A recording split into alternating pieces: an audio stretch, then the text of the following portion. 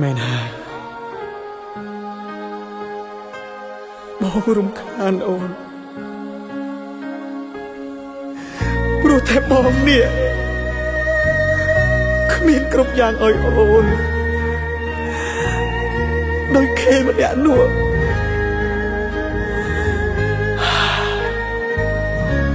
អូនទៅចោល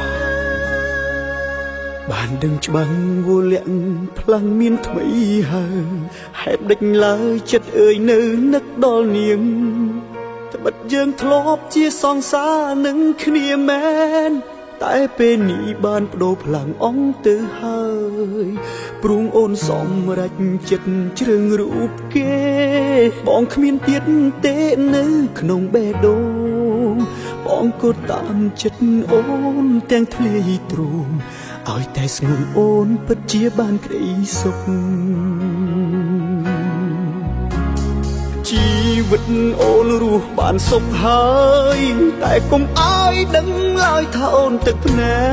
កបើប្រុសនោះធ្វើបាបចិត្តវោមិត្តជប់ចាប់ពុនពេកបងនឹងគេច្បាស់ជាមានរឿងធំអូជីវិតបងអូនកុំខ្វល់ឡើយសូមតែត្រានត្រោយអូនរស់បានសុខទៅជីវិតបរងម្នាក់នេះឈឺចាប់មិនស្លាប់ទេពើ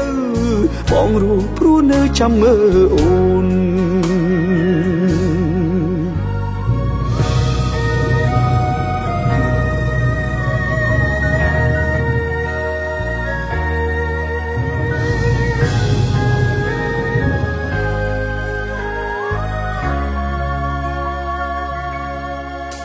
បានដឹងច្បាស់វលាក់ផ្លាំងមានថ្មីហើយហេតុដេចឡើយចិត្តអើយនៅនឹកដល់នាង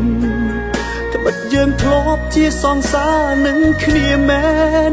តែពេលនេះបានបដូរផ្លាំងអងទៅហើយព្រួងអូនសម្រេចចិត្តជ្រើងរូបគេបងគ្មានទៀតទេនៅក្នុងបេះដូងបងក៏តាមចិត្តអូនទាំងធ្លាយទ្រូងឲ្យតែស្ងួនអូនពិតជាបានក្តីសុខ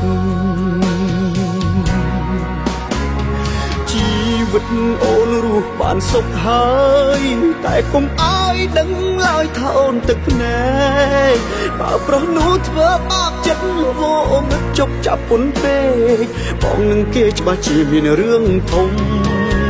អូជីវិតបងអូនកុំខ្វល់ឡើយសូមតែត្រានត្រោយអូនរស់បានសុខទៅ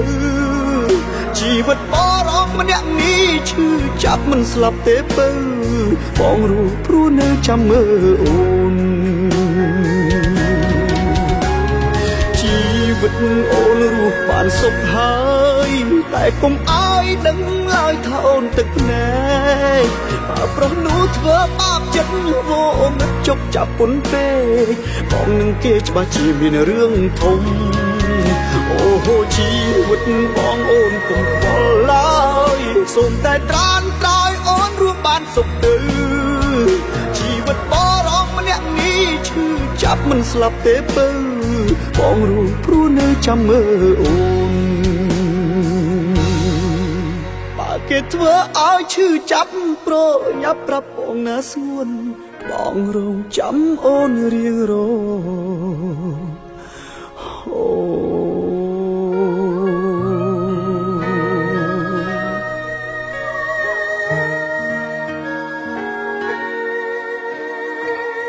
ដឹងទេ